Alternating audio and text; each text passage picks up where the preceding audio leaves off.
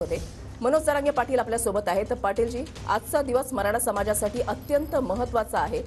तुम्ही जे म्हटलेलं होतं की विशेष अधिवेशन बोलवा, विशेष अधिवेशन आज होत आहे आणि त्या अनुषंगाने सरकारने पावलं उचलायला सुद्धा आता सुरुवात केलेली आहे। 10 ते 13% आरक्षण जे आहे ते मराठ्यांना मिळू शकतं। तुम्ही कसं पाहता? आम्ही म्हणालो ते खरं आहे की अधिवेशन बोलवा, परंतु याचा अर्थ असा नाहीये की तुम्ही जी मागणी केली मराठा समाजानं, करोडो मराठा समाजाची मागणी की ओबीसीतून जे आमचं आरक्षण आहे ते आरक्षण आम्हाला पाहिजे। सगळ्या सोयऱ्यांची आपण अधिसूचना काढली, त्याची अंमलबजावणी व्हायला पाहिजे। तो विषय आपण घेतच नाही आहात आणि तुम्ही दुसराच विषय तिथं घ्यायला, आमचा त्याला विरोध नाहीये। याच गोरगरिबाच्या लढ्यामुळे ते आरक्षण मिळतंय। आम्हीच गोरगरीब मराठ्यांनी ते हे आरक्षण दिलंय। आजचा जो विजय काय असेल त्यांचा 100-150 जणांना लागतंय फक्त ते तेवढ्यांचा दोघा तिघांची मागणी आहे, तेवढ्यासाठी आपण बोलवलंय। आपण घ्यावं त्याबद्दल आमचं दुमत नाही, पण सगळ्या सोयऱ्यांच्या बाबतची तुमची भूमिका काय? ती अधिसूचना काढली कशाला मग तुम्ही? अधिवेशन कशाला म्हणते? विशेष अधिवेशन म्हणजे काय? जर तुम्ही कायदा चालवताय तुम्हालाच माहिती नाही म्हणजे तुम्ही काय येड्यात काढायला लोकांना? गोरगरीब जनतेला त्या अधिवेशनाचा फायदा झाला पाहिजे। सगळ्या सोयऱ्यांच्या अधिसूचनेची अंमलबजावणी, त्याच्यावर चर्चा होऊन अंमलबजावणी झाली पाहिजे, ही मूळ मागणी। ती सोडून तुम्ही चर्चाच करणार नसाल तर या अधिवेशन घेतलंच कशाला मग? या अधिवेशनाची आम्हाला गरज काय? जर जनता त्यावरती नाराज आहे तर तुम्ही कोणतं आरक्षण देऊ पाहताय? जे टिकणार नाही, ते ज्याची मागणीच नाही ते आरक्षण देऊ पाहताय तुम्ही आम्हाला? म्हणजे तुम्ही काय लोकांना वेड्यात काढायचं ठरवलंय? तुम्ही तुमचं पूर्ण करणार हो, पण ते टिकणार का? पुन्हा माझ्या मराठ्यांच्या पोरांचं वाटोळंच होणार। जसं ईसीबीसी मधून वाटोळं झालं तीच पद्धत पुन्हा ईसीबीसीतून निवडी झालेल्या पोरांच्या आणखीनही नियुक्त्या नाही आहेत। आजही आझाद मैदानावरती ते आंदोलन करतात। जे पोरं आमचे अधिकारी व्हायला पाहिजे ते पोरं आंदोलनाचा हत्यार घेऊन रस्त्यावर बसले। पुन्हा ह्याचं आरक्षण तुम्ही देणार? हे राज्यापुरतं आहे, हे पुन्हा टिकणार नाही। पुन्हा पोरांच्या निवडी होणार, पुन्हा ते कोर्टात जाणार, म्हणजे पुन्हा पोरांनी आमच्या आंदोलन करायचं। म्हणजे मागे केलं 4 वर्ष, आता पुन्हा करा 7 वर्ष, म्हणजे घाला आमच्या 2 पिढ्या तुम्ही अशाच वायाला। आम्ही म्हणतोय ते देऊ नका या मताचं नाही, तुम्ही द्यावं, पण मूळ मागणी काय समाजाची त्याच्याकडे असं तुम्हाला म्हणायचंय?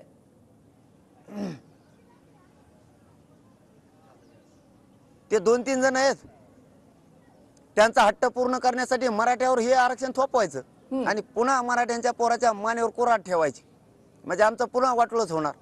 ते आरक्षण टिकणार नाही, पुन्हा ते कोर्टात जाणार, पुन्हा आमच्या पोरांच्या निवडी झालेले पोरं नियुक्त्यासाठी आंदोलन करणार, त्यांचं वय संपून जाणार। आमचे पोरं निघाले हमाली करायला, ऊस तोडायला।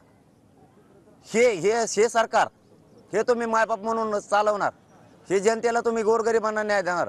वा, सरकार चालायला निघाला तुम्ही। आणि लोकांची मागणी 50% आतून ओबीसीतून आरक्षण द्या। ज्याच्या नोंदी सापडल्या नाहीत महाराष्ट्रभर त्यांच्यासाठी सगळ्या सोयऱ्यांचा कायदा बनवा, हे तुम्हीच ठरवता। 3 महिन्यापूर्वी तुमचेच जे लोक येत आहेत, तुमचेच मंत्री येत आहेत, सगळ्या सोयऱ्यांची व्याख्या तयार करतायत। सगळ्या सोयऱ्याच्या माध्यमातून नोंद न मिळालेल्या मराठ्यांना आरक्षण देऊ, तुमचेच लोक सांगणार। आणि आता विशेष अधिवेशनात तुम्ही एकच मुद्दा घेणार आणि सगळ्या सोयऱ्यांचा घेणार नाही? बोलावलं कशाला ते अधिवेशन तुम्ही?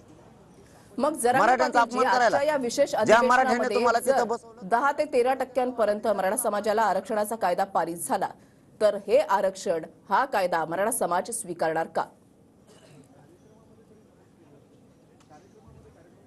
आम्हाला ते माहिती नाही। 2-3 जणांना लागतंय ते, त्याच्यात 100-150 लोक घेतील। मराठ्यांची ती मूळ मागणी नाहीच आहे।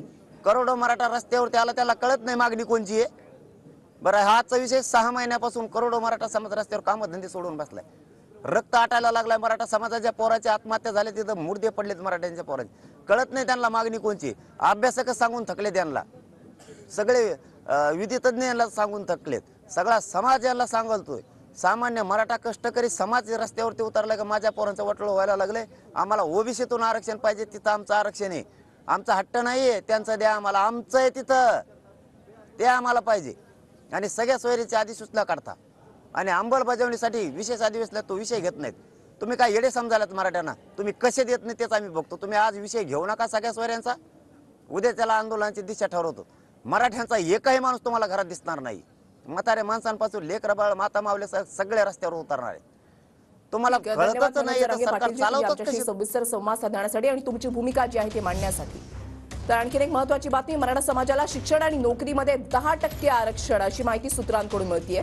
राज्य मागासवर्ग आयोगाच्या मसुद्याला कॅबिनेट बैठकीमध्ये मंजुरी मिळालेली आहे। मराठा समाजाला शिक्षण आणि नोकरीमध्ये 10% आरक्षण सूत्रांकडून ही माहिती मिळते आणि राज्य मागासवर्ग आयोगाच्या मसुद्याला कॅबिनेट बैठकीमध्ये जी नुकतीच कॅबिनेटची बैठक सुरू झालेली आहे त्या कॅबिनेटच्या बैठकीमध्ये याला मान्यता मिळालेली आहे अशी माहिती सूत्रांकडून मिळते। आजचा दिवस हा मराठा समाजाच्या अनुषंगाने फार महत्त्वाचा आहे। 10 ते 13% आरक्षणाचा कायदा जो आहे तो होऊ शकतो। आपण पाहिलेला आहे जरांगे पाटील यांची भूमिका ज्यांनी TV9 मराठीकडे व्यक्त केलेली आहे। त्यांनी असं म्हटलेलं आहे की सगळे सोयऱ्यांबाबतचा मुद्दा जो आहे तो मांडावा आणि आम्हाला ओबीसीतूनच आरक्षण हवं ही आपली भूमिका आहे, यावर आपण ठाम आहोत असं जरांगे पाटलांचं म्हणणं आहे। आणि आता राज्य मंत्रिमंडळाची बैठक जी सुरू झालेली आहे त्याच्यामध्ये मराठा समाजाला शिक्षण आणि नोकरीमध्ये 10% आरक्षण अशी माहिती सूत्रांकडून मिळते।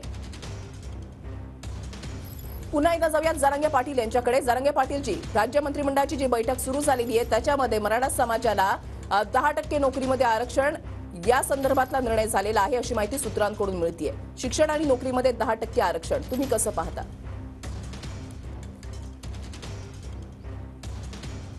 आम्ही पहिल्यांदाही स्वागत केलं, आताही केलंय। तुम्ही 100% द्या, आम्हाला देणं घेणं नाही।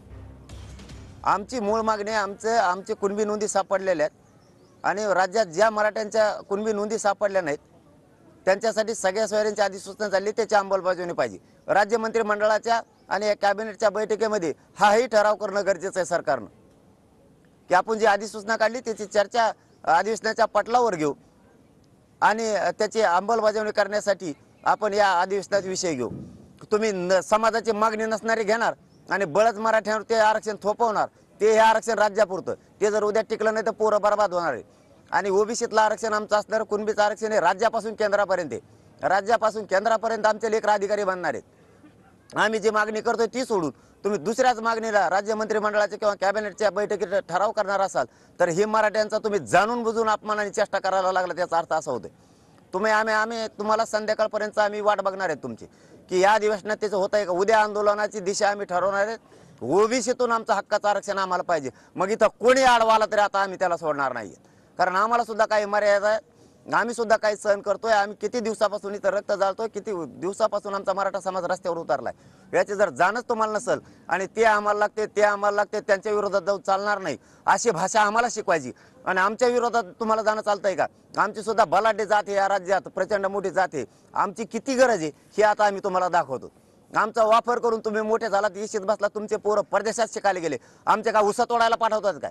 विशेष अधिवेशन बोलवलंच कशाला ज्याचा सगळ्या स्वरांचा विशेष होणार नाही आणि मराठ्यांचा फायदाच होणार नाही? असले कोणता मायबाप म्हणून सरकार तुम्ही अगदी आक्रमक भूमिका या ठिकाणी मांडताय। वेळोवेळी आम्ही तुमच्याशी या संदर्भात संवाद साधून तुमची भूमिका जी आहे ती जाणून घेण्याचा प्रयत्न करणार आहोत।